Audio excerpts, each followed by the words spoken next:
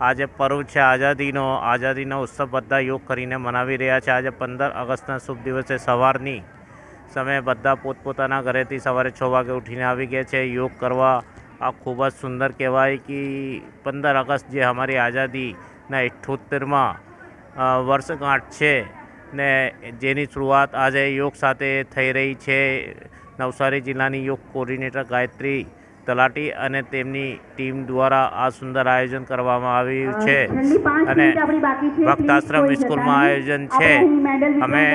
અમે લોકો આઝાદ થઈ ગયેલા છે શારીરિક રૂપથી, અમે આઝાદ થયા નથી, અમે અમારા વ્યસનથી આઝાદ થયા નથી, અમે અમારી બેડ હેબિટોથી હજી આઝાદ થયા નથી, જેના કારણે સૌથી વધારે અમારા ઇન્ડિયન છે એ લોકોને તકલીફ પડી રહી છે સ્વાસ્થ્યની।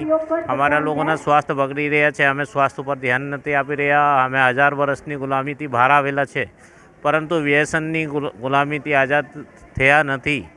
તેમજ જે અમારામાં આળસ છે, આળસની ગુલામીથી પણ અમે લોકો આઝાદ નથી થયા। તમે જોઈ રહ્યા છો ગુજરાત યોગ બોર્ડ આ જ કાર્ય કરી રહ્યો છે, બધાને શારીરિક ગુલામીથી વ્યસનની ગુલામીથી આઝાદ કરવાનું કાર્ય ગુજરાત રાજ્ય યોગ કરી રહ્યું છે। ખૂબ જ સરસ આયોજન છે, તમે જોઈ રહ્યા છો મોટી સંખ્યામાં બહેનો ભાઈઓ યોગ સાધકો યોગ ટ્રેનરો આજે આવેલા છે યોગ કરવા માટે।